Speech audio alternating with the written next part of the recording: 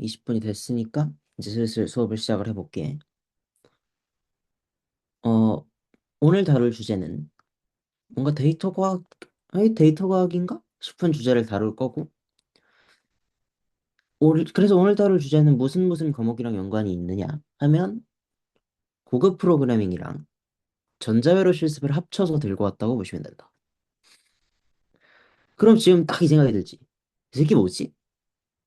내가 그걸 왜 배워야 되지? 이런 생각이 들 수 있는데, 과장 하나 안 보태고, 지금 니네한테 포인터라는 얘기를 해줄 거거든. 포인터랑 메모리는 C 언어의 본질이자 과장 보태고 있는 거 아니야? C 언어에 꽂히고 모든 컴퓨터 언어의 근간이고 컴퓨터를 이해하는 제일 중요한 베이스야. 우리 수업에서 니네한테 가르쳐주는 데이터 과학 외의, 그러니까 학교 수업 외의 내용이 두 가지인데 크게 보면 그게 멀티 인덱스랑 지금 다뤄주는 컴퓨터 구조론 이렇게 두 개일 거고 그 두 개 중에서 훨씬 중요한 게 컴퓨터 구조론이고 얘는 데이터 과학, 아니 파이썬이라는 경계를 초월해서 정말로 중요한 내용이다. 그러니까 영상으로 보는 친구들도 마찬가지. 이 내용은 꼭 한번 숙제를 해줬으면 좋겠어. 데이터 과학이랑도 나중에 다 연결이 되는 부분이야. 서론이 길었는데 일단 들어가 볼게. 컴퓨터 구조랑 포인터에 관련된 얘기를 시작을 할 거다. 자, 들어가기 전에 야 컴퓨터가 뭔지 모르는 사람이 어딨어. 근데 좀 뭔가 용어를 써서 정리를 해보는 것도 좋은 일이니까 한번 정리를 해볼게.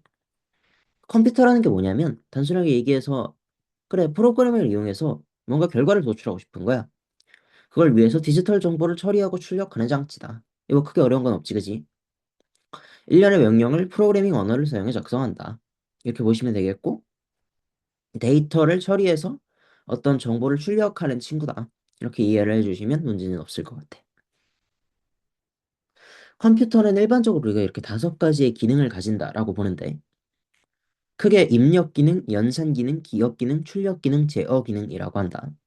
하나하나 살펴보면 입력 기능은 뭐 입력을 받는 거고 대표적으로 입력을 받으려면 뭐 키보드를 쓸 수도 있을 거고 마이크를 쓸 수도 있을 거고 이런 걸 입력을 받겠지 그지? 그 다음에 연산을 하는 게 이제 연산 기능이고 뭐 과정이 정해져 있겠지. 프로그램으로 작성이 되어져 있을 거고 이런 프로그램은 프로그래밍 언어로 작성해서 컴퓨터가 기억을 하고 있을 거다.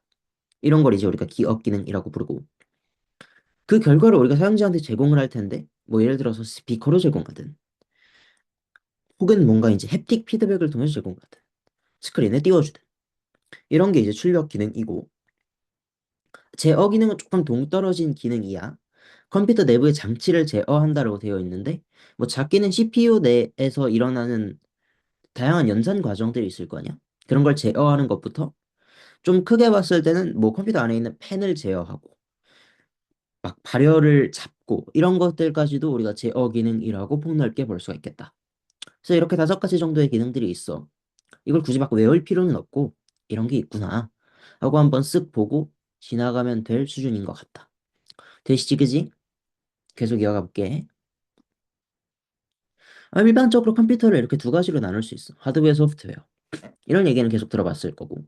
하드웨어, 소프트웨어 이런 것들이 있는데 우리는 이 중에 하드웨어에서 밑에 있는 두 개, CPU 그리고 기억 장치에 대해서 중점적으로 다룰 거다. 일단은 CPU 얘기부터 시작을 해볼게. CPU는 이렇게 생겼어. 이게 뭐야? 그래서 모르는 게 당연히 정상이고 이거를 굳이 막 완벽하게 이해하고 암기하고 그럴 필요는 없어. 편하게 들으셔. 일단은 이렇게 생겼고 지금 보시면 버스라고 하는 긴 화살표들이 4개가 보일 거고 그거 옆에 있는 ALU 레지스터 세트 제어 유닛이라고 하는 3개의 구성 요소가 보일 거다. 이 회색 박스로 쳐져 있는 게 CPU라고 보시면 되고 뭐 바깥에 많은 것들이 있겠지. 램이든 혹은 뭐 출력 장치든 이런 것들에다가 데이터를 보내고 제어 신호를 보내고 그런 것들이 이제 밖에 있는 버스들이고 이 안쪽에 있는 ALU나 레지스터나 이런 것들이 소통하는 게 내부 버스다. 다시 한번 설명을 해주면 ALU라는 게 있어. 이거는 이제 Arithmetic and Logic Unit이라고 해서 이름에서 볼 수도 있지만 산술 연산 혹은 논리 연산을 하는 회로다. 그러니까 너희 코드에서 뭐 컴퓨터에게 덧셈을 시킨다던가, 곱셈을 시킨다던가, 논리합을 시킨다던가, 이런 연산들을 수행하는 것이 CPU 안에 있는 LLU구나. 이렇게 알고 계시면 되겠다. 그 다음, 레지스터는 뭐냐? CPU도 기억 장치가 있어야 돼. 무슨 소리냐면, 밖에 메모리가 있지만, CPU 안에도 CPU만의 레지스터, 그러니까 기억 장치가 따로 존재한다. 이거를 우리가 레지스터라고 불러. 그리고 그래서 이런 식으로 생겼어. 일반적인 메모리 구조를 너희들이 아마 알고 있겠지만, 메모리는 0과 1로 쭉 구성이 되어 있다. 레지스터도 똑같다. 0과 1로 쭉 구성이 되어 있다고 보시면 될 것 같아. 그다음에 제어 유닛이라는 게 있는데 이건 CU, 컨트롤 유닛이라고 부르고 이거는 아까 전에 얘기했던 제어 기능을 수행하는 것이다. 그렇게 중요하진 않아. 그래서 여기는 내가 중점적으로 다루지는 않을게.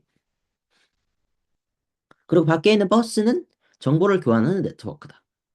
정보가 이제 왔다 갔다 해야 될 거 아니야? CPU 안에서는 뭐 레지스터랑 ALU 사이에서도 정보가 왔다 갔다 해야 될 거고.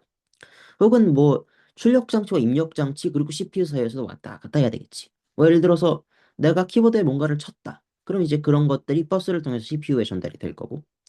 그 다음에 CPU가 그 친 걸 바탕으로 내는 출력 값이 내 모니터에 다시 전달이 되겠지. 그러한 정보 교환 네트워크를 우리가 버스라는 명칭으로 부른다. 이렇게까지만 알아두시면 될 것 같아. 자, 근데 우리가 여기서 의문점이 하나 생긴다. 사칙연산, 논리연산 이런 거는 우리가 이제 ALU가 한다고 조금 전에 봤단 말이야. 어? 근데 결국 CPU의 본질은 뭐야? 전자회로야. 야, 전자회로가 연산을 어떻게 하냐? 이걸 우리가 좀 봐야 돼. 그냥 단순한 회로가 이 0부터 10까지의 디지털 신호를 어떻게 표현하는가를 봐야 된다. 뭐 다들 알고 있겠지만 컴퓨터란 이진법을 쓰고 그렇기 때문에 꺼짐과 켜짐 이렇게 두 가지의 상태로 이런 모든 값들을 표현을 하겠지. 자, 이 중에 우리가 사칙연산 4개 중에 딱 하나에만 주목할 건데 덧셈이다. 뭐 예를 들어서 3 더하기 5, 4 더하기 7 이런 걸 컴퓨터가 어떻게 처리하는가를 한번 보도록 하자. 알겠지? 이 사칙연산을 그래서 조금 이진법적으로 단순하게 접근을 해볼게. 일반적으로 이렇게 되는 거에 대해서는 모르는 사람이 없을 것 같아. 0과 1을 더하면 1이고 1과 1을 더하면 뒤에 있는 2가 반올림된, 아니 반올림이란다 미쳤구나 내가. 2가 이제 다음 지수로 넘어오겠지? 그래서 이런 식으로 연산이 되는 걸 모르는 사람은 없을 것 같고. 그리고 두 살이니까 조금 맞춰서 써볼게. 이렇게 써놔도 차이는 없지, 그지? 자, 그럼 여기서 우리가 봐야 되는 거는, 봐봐. 두 개의 숫자를 더해서 두 칸짜리 숫자가 만들어졌어. 그러면 우리가 무엇을 보고 싶은 거야? 이 상태에서 이걸 뭔가, 아이고, 미안하다. 좀 빨랐다. 이 두 개의 물음표의 값이 어떻게 되면 뒤에 있는 연산 결과가 바뀌겠지. 이게 어떻게 되는가를 보고 싶은 거야. 넘겨서 보시면 이제 뭐 예를 들어서 0이랑 0을 더하면 0, 0일 거고 0이랑 1을 더하면 0, 1일 거고 1이랑 1을 더하면 1, 0이겠지. 그지? 그럼 이렇게 내가 이거를 기호를 사용해서 한번 작성을 해보면 x1이라는 값과 x2라는 값을 더해서 y1, y2가 되었구나. 이렇게 봐주시면 될 것 같다. 그지? 그래서 이제 x1이랑 x2가 둘 다 1일 때만 y1이 1이고 둘 중에 하나라도 0이면 y1은 0이야. 그지? 그럼 우리가 이걸 통해서 뭘 할 수가 있다. 아, 둘 다 1일 때만 y1은 1이어야겠다. 이걸 해주는 회로가 AND 회로지. 되지? 네. 여기까지 봐주시면 될 것 같고. 야, 그럼 y2는 어떻게 구해? 그잖아. y2는 1의 자릿수인데 이거는 x1, x2가 0, 1이면 1이고 그리고 x1, x2가 값이 같으면 0이지. 같으면 0이고 다르면 1이다. 이런 회로가 있는데 이걸 우리가 XOR 회로라고 부른다. 아시는 분들도 있고 모르시는 분들도 있을 것 같은데 모르면 혹시 한번 찾아보고 그런 게 XOR 회로야. 다르면 1, 같으면 0을 리턴해주는 회로다. 그래서 이런 XOR 회로를 사용하면 돼. 근데 어라? XOR 회로는 구현하기가 까다로워. 왠지는 조금 이제 공학적인 부분이라서 그런 것들은 나중에 뭔가 진짜 반도체 설계를 하는 사람이 될 거라면 그때 아시면 될 것 같고 지금은 그냥 XOR이 만들기 참 어렵구나 정도로만 알아두자. 야, 그럼 XOR이 만들기 어려우면 어떻게 해야겠어? 이 XOR을 우리가 쓸 수 있는 회로가 세 개 정도 있어. AND 회로, OR 회로, 그리고 NAND 회로라는 게 있다. NAND는 뭐야? AND 앞에 N이 붙은 건데 그냥 AND의 결과에다 낫연산을 취한 거다. 이렇게 이해를 해주시면 될 것 같아. 이 XOR을 분해를 해보자. 그래서 뭔가 그냥 한 개의 회로만 가지고는 안 될 것 같고 몇 개 정도의 이제 다양한 AND, NAND, OR을 이제 섞어서 합쳐야겠지. 그렇게 해서 XOR이랑 똑같은 효과를 구현해보자. 이런 얘기야. 되겠지? 그래서 XOR 회로는 위에와 같은 이제 상태를 가질 텐데 그걸 보면서 이 X1, X2라는 이 두 수가 0으로 같다. 그러니까 0 더하기 0 하면 0, 0인 거지. 그 상태라면 5월을 써서 야, 둘 다 0이야. 꺼져. 이렇게 배제를 해버리면 될 거고 이 두 수가 1로 같다면 그러니까 1 더하기 1에서 1, 0이라면 낸드로 배제하자. 다시 한번 낸드는 뭐다? 엔드의 반대다. 그러니까 낸드는 딱 1, 1일 때만 0을 리턴한다. 나머지에서는 다 1을 리턴하겠지. 이렇게 해서 낸드로 배제하고 이렇게 배제를 했어. 그래서 내가 딱 0을 뱉은 거지. 0이랑 0을 넣으면 5월 회로가 0을 뱉을 거 아니야. 이렇게 해서 뱉은 0은 다른 회로에서 무슨 지랄이 나든 간에 레이어 2에서 무조건 0을 뽑을 수 있게끔 유지시켜줘야 된다라는 얘기야. 지금 뭔 소리 하는 거냐 싶으면 이제 정답을 보면서 다시 한번 설명을 해볼게. 이렇게 봐주시면 되겠다. 레이어 1이랑 레이어 2에 지금 레이어 1에는 5월 회로랑 낸드 회로가 있고 레이어 2에는 엔드 회로가 있어. 숫자를 한번 넣어서 마무리를 해볼게.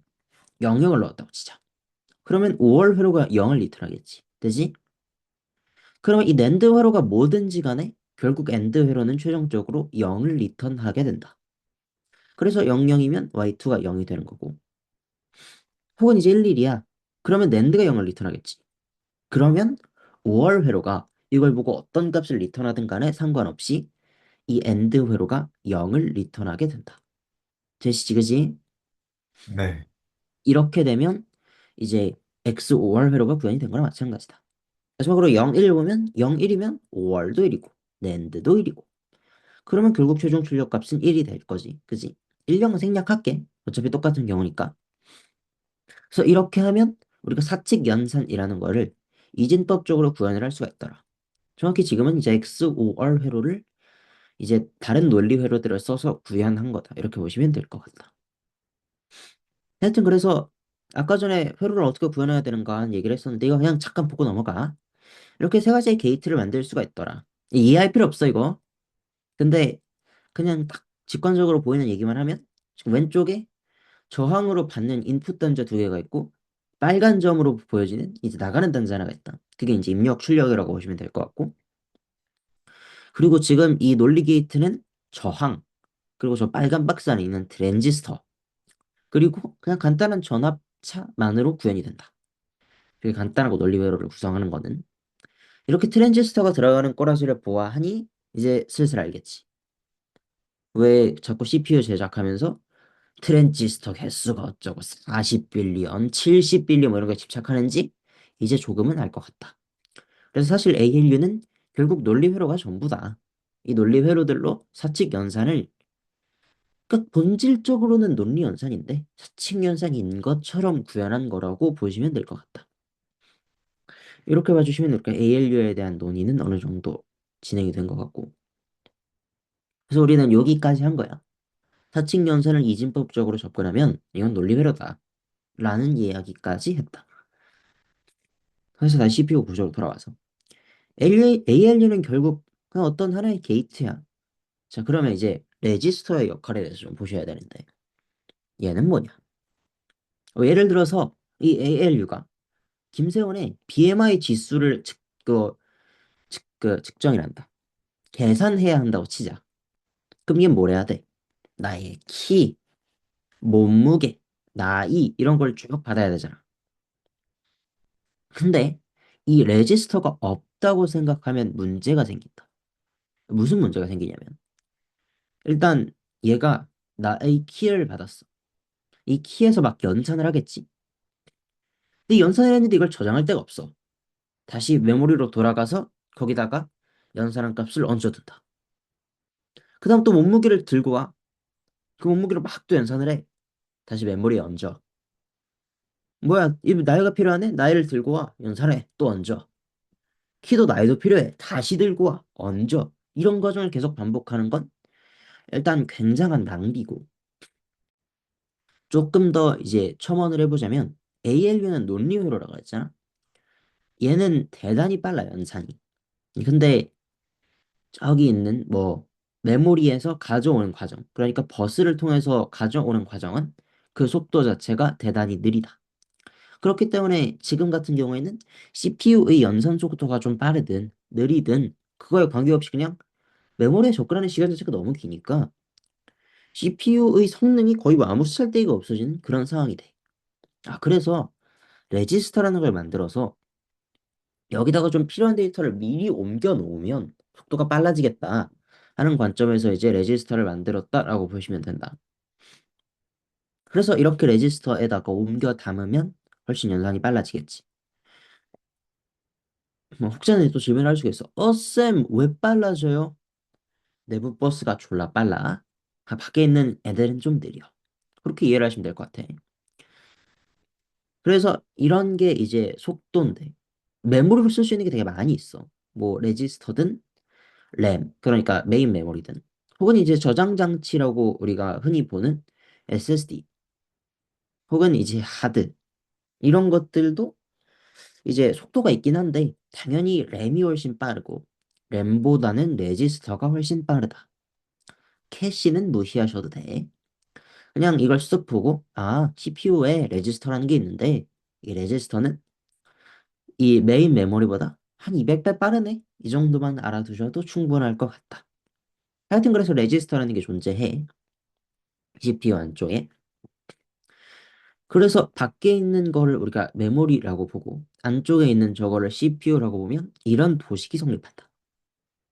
아까 전에 얘기한 내용, 뭐 논리 회로가 어쩌고, 뭐가 어쩌고 이런 얘기들은 다 이해하지는 않으셔도 되는데 지금 니네 눈앞에 있는 요거까지는 이해를 하셔야 된다. 여기까지는 이해가 안, 이 도시기에서 이해가 안 되는 부분이 있으면 안 돼. 지금 오른쪽에 있는 게 메모리고 왼쪽에 있는 게 CPU고. 그렇게 해서 메모리에서 레지스터로 데이터가 옮겨지고 레지스터에서 ALU로 데이터가 옮겨져서 연산되고 그 상태에서 뭐 다시 밖으로 빼려면 이제 ALU에서 주소 버스, 아니 데이터 버스를 거쳐서 메모리로 다시 빼주시면 되겠지. 하여튼 그렇게 이제 동작을 할 거다. 근데 니네가 프로그램을 만들었어. 그 CPU한테 시키는 거야. 야, 저기 메모리 어디에 김세현이 있어. 김세현을 찾아와. 이렇게 시키는 거야. 메모리는 하나의 집 같은 거거든. 어마어마한 방대한 양의 데이터가 모여있는 하나의 집이다. 이렇게 이해를 해주시면 될 것 같은데. 이 집이 졸라 넓어. 얘네도 알지만 램이 니네 컴퓨터가 막 16기가, 뭐 말하면 32기가 이러잖아. 그 기가라는 게 10의 6승이라는 뜻이란 말이야. 그러면 어마어마한 양이 있다는 얘긴데 거기서 야 김세영을 찾아. 그럼 이제 CPU 입장에서는 씨발 이렇게 되는 거지. 어디 있는지 알고 찾아와 저걸. 그렇잖아. 그래서 이제 해답을 찾은 게 주소다. 메모리는 어쨌든 주소가 있을 거 아니야? 그러니까 앞에 있는 거, 중간에 있는 거, 끝에 있는 거 이런 것들이 있겠지. 조금 더 확실하게 말하면 첫 번째 바이트, 뭐 3000번째 바이트, 16,000번째 바이트 이런 것들이 있을 거 아니야? 그런 위치를 지정해주면 이 프로그램이 고생을 하지 않아도 되겠다 하는 걸 알 수가 있는 거지. 그래서 이 100번지에 있는 김세훈을 이 CPU가 큰 시간을 들이지 않고 찾을 수 있게 하기 위해서는 뭐라고 얘기해 줘야 된다. 야, 100번지 찾아와. 그러면 참 찾기 쉽겠지, 그지? 그래서 그렇게 그러니까 변수의 이름을 부르는 것이 아니라 변수의 주소를 불러주면 메모리 입장에서는 그 변수의 값을 fetch해 오기가 훨씬 편하겠다. 이렇게 한번 이해를 해 주시면 될 것 같아. 여기까지는 크게 어려운 부분이 없으시지, 그치? 그래서 뭐 예를 들어서 니네가 파이썬에서 s는 a 더하기 b다. 이런 식의 도식을 넣었다고 하자. 그러면 CPU는 어쨌든 이걸 곧이곧대로 그냥 하고 있을 리는 없단 말이야. 당연히 이제 메모리 주소를 바탕으로 하겠지. 그걸 니네 대신 해주는 게 컴파일러다. 뭐 VS 코드를 쓰면 VS 코드에도 컴파일러가 있을 거고, 주피터 노트북을 쓰면 거기도 컴파일러가 있을 거야. 그리고 거기 S는 A 더하기 B라는 걸 넣으면 이 컴파일러는 알아. S는 어디 있고, A는 메모리에서 어디 있고, B는 메모리에서 어디 있고. 이걸 이 컴파일러가 알기 때문에 CPU한테 이렇게 얘기해 주는 거야. 야, 100번지에 있는 값과 200번지에 있는 걸 더해서 4500번지에 저장해 달랍니다. 하고 이제 CPU한테 얘기를 해주면 CPU 입장에서는 그냥 저 명령만 수행을 하면 되는 거지. 이렇게 역할을 해주는 게 컴파일러다. 결과적으로는 니네가 쓴 이 코드를 기계어로 바꿔주는 과정을 하는 장치야. 근데 그 과정에서 이제 포인터로서 변수들을 주소로서 변수들을 취급하는 거지. 그래서 그게 포인터다. 뭔 소리냐? 포인터는 가리키는 거란 말이야. 어떤 변수를 가리키는 거야.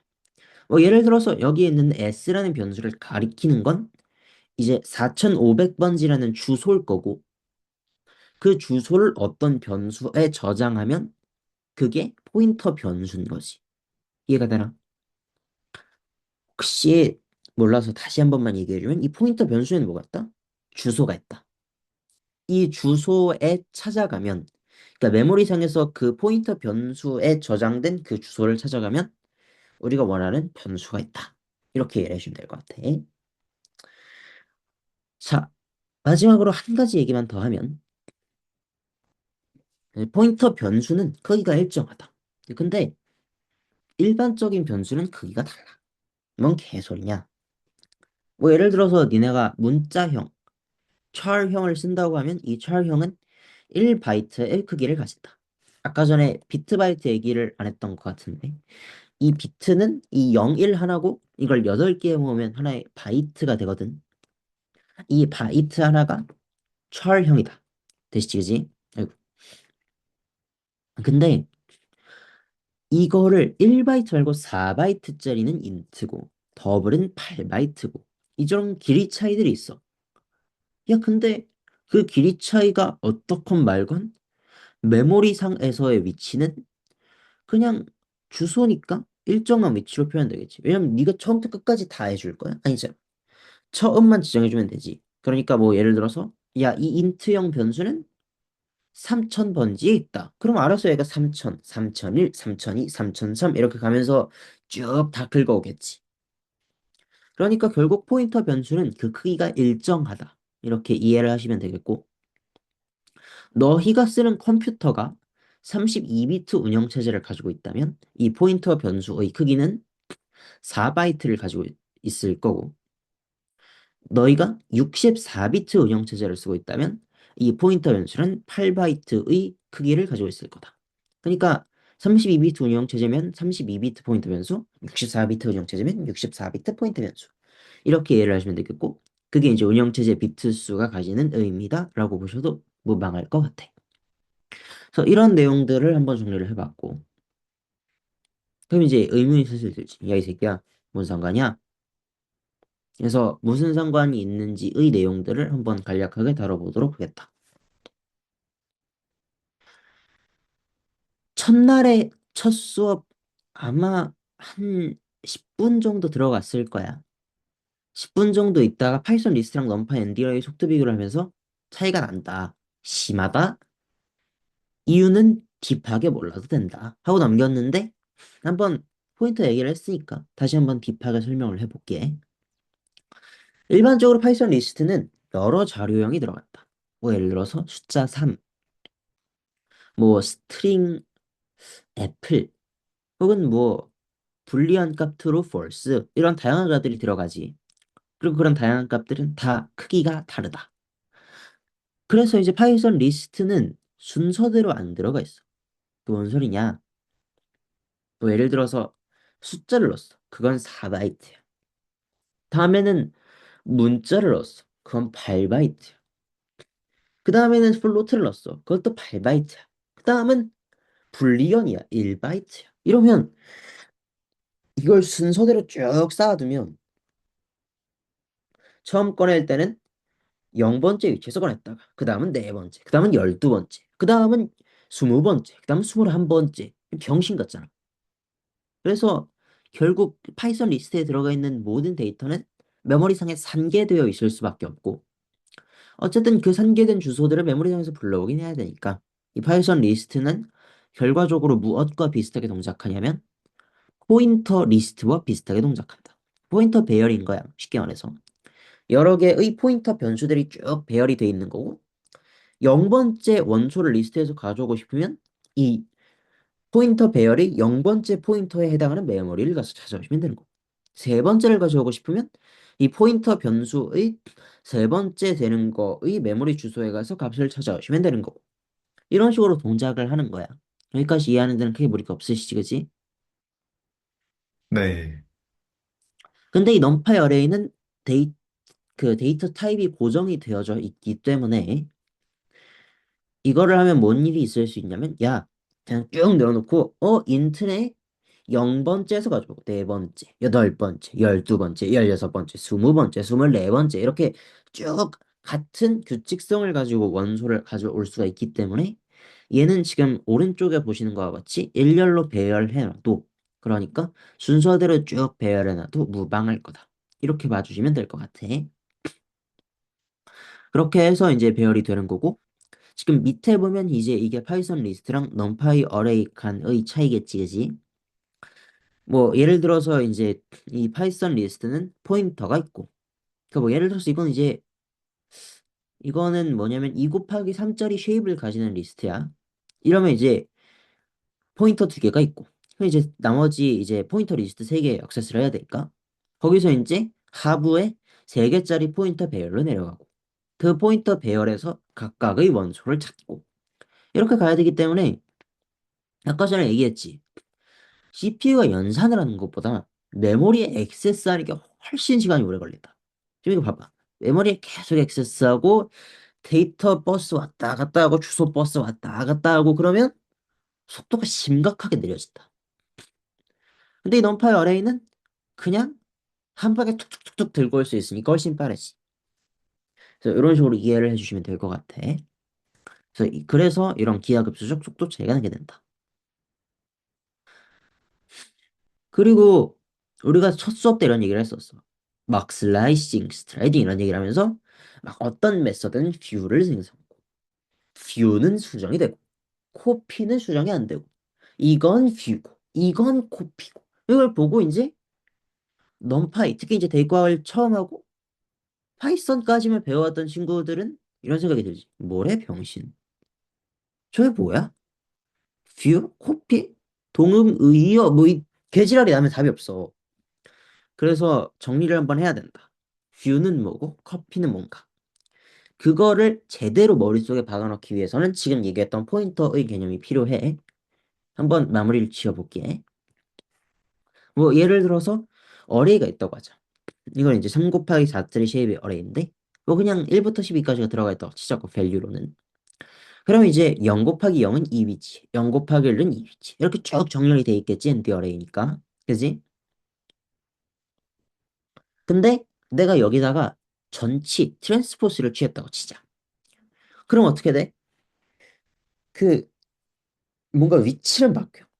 근데 값을 바꿔줘야 될 이유는 없지. 굳이 새로운 곳에 값을 다시 써야 될 필요도 없어.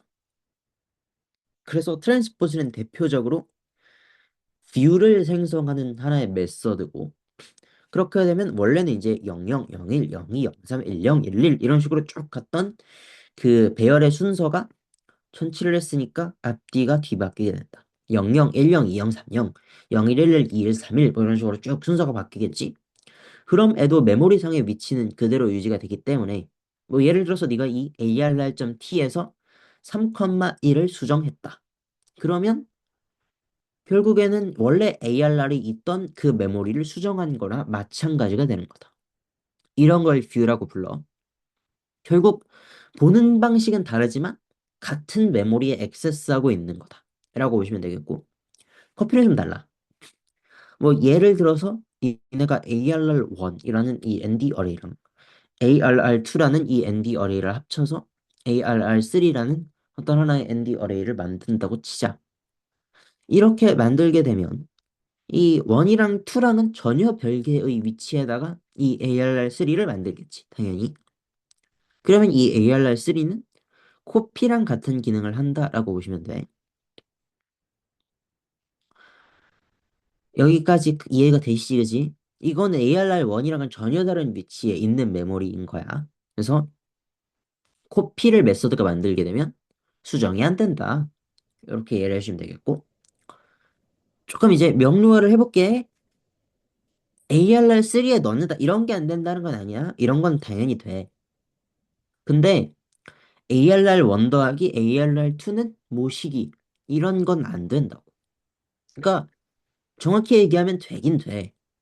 되긴 되는데 니네가 이 ARR1 더하기 ARR2를 어떻게 액세스할 거야? 다시 덧셈하면 똑같은 주소로 가? 그건 아니라고. 그래서 이렇게 넣어버리면 그냥 아무 의미 없이 값이 증발하는 거나 마찬가지다. 그래서 우리는 항상 위에 있는 것처럼 사용을 한다. 이렇게 이해를 해주시면 될 것 같아.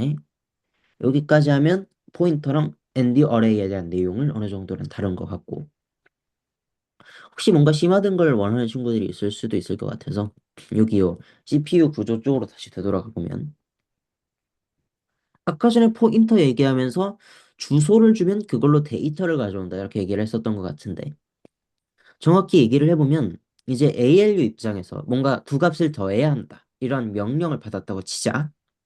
그럼 일단 첫 번째 값, 두 번째 값을 가져와야 되겠지. 당연히 여기 저처럼 컴파일러가 알려주겠지. 야, 첫 번째 건 100번지 했어. 두 번째 건 200번지 했어.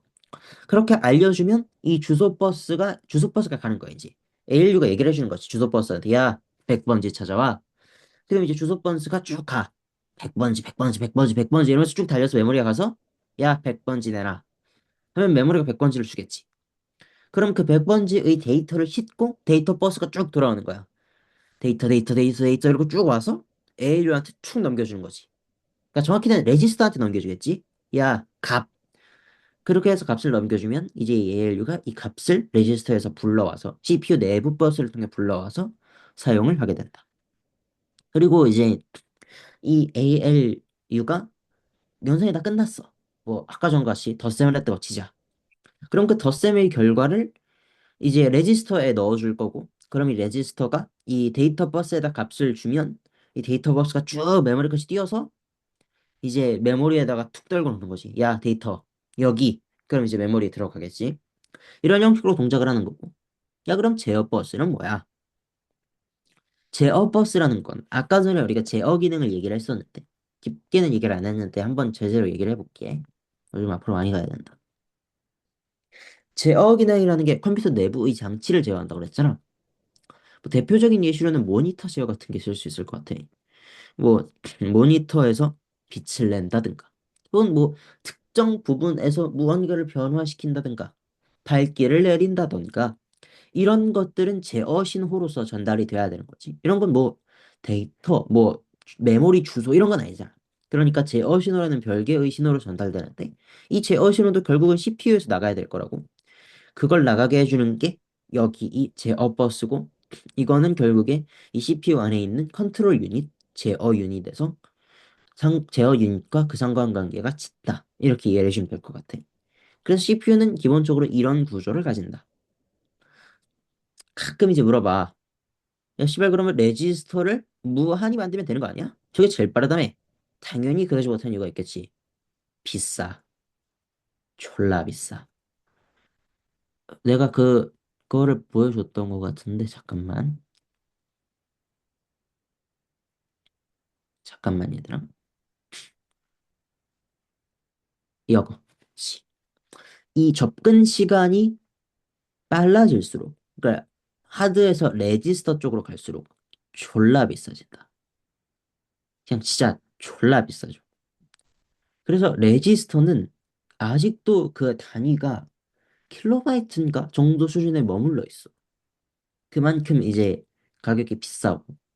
다만 그래서 다른 리소스를 포기하고 레지스터, 캐시 이런 데다 무작정으로 때려 넣은 CPU들이 있어. 그런 CPU가 대체적으로 성능이 좋다. 그런 아키텍처를 그냥 이제 잡설인데. 그런 아키텍처를 처음으로 도입한 게 이제 애플 실리콘이고 뭐 M1 칩, 뭐 컴퓨터 좋아하는 친구들은 다 들어봤을 것 같아. M1 칩, 뭐 M2 칩 이런 거를 만들었을 때 이 에런 캐시, L2 캐시를 크게 늘리면서 애플이 성능을 크게 개선을 했었고 이제 요새는 뭐 퀄컴이든 혹은 뭐 스냅드래곤이든 뭐 퀄컴이 스냅드래곤이지 하여튼 퀄컴이든 혹은 뭐 다른 칩 제조 업체들이 이제 이런 형식들을 계승을 하는 경우가 많다. 그래서 하여튼 이만큼 레지스터는 CPU의 성능을 높이는 데 있어 절대적이다. 왜? 연산보다 메모리 접근이 훨씬 오래 걸리니까. 그래서 이런 뭔가 메모리 구조가 굉장히 필수적이다 정도의 얘기까지 할 수 있을 것 같아. 졸라 놀랍게도 수업이 끝났다. 한 40분 된 것 같은데. 이게 70분 수업이었던 것 같거든. 조졌네. 이렇게 빨리 끝날 거라고 예상을 못했는데 생각보다 수업이 일찍 끝났다. 하여튼 이 부분에 대해서는 꼭 정리를 해 놓으셔야 돼. 이게 꽂히고 끝이야, 사실상. 이 모든 것들의 끝이 이 포인터다. 모든 무슨 언어를 쓰든 결국 그 언어의 가장 밑바닥에 있을 거고 니네가 특히 백엔드 쪽에서 개발을 할수록 이 포인터 그리고 이걸 활용한 이제 연산 속도를 늘리는 것들 이런 것들이 이제 굉장히 중요하다. 왜냐면 이런 건 챗GPT가 잘 못해. 얘도 이제 대가리를 쓰는 한계가 있기 때문에 요거는 아직 사람 대가리가 조금 살아남을 수 있는 부분이라서 이쪽 관련돼서 지금 많이 익혀두시고 이거랑 넘파이 때 내가 그렇게 강조했던 쉐입 정도 그 정도만 알아두셔도 그러니까 뭐 쉐입, 멀티 인덱스 그리고 뭐 인덱싱, 포인터, 레퍼런스 뷰 커피의 구분 이런 것들 정도만 알아두셔도 넘파이 판다스를 가는데 필요한 혹은 이제 학교에서 알려주지 않는 그런 굉장히 중요한 지식들은 나름 다 알아낸 게 아닌가 싶다. 일단 수업을 여기까지 하는 게 맞을 것 같아. 나는 수업 내용이 끝나서 일단은 여기까지 가는 걸로 하고 그 다음에 잠깐 쉬고 3교시 때 가봅시다. 오늘 수업 좀 일찍 끝나겠다. 약간 빠르다. 10분 쉬고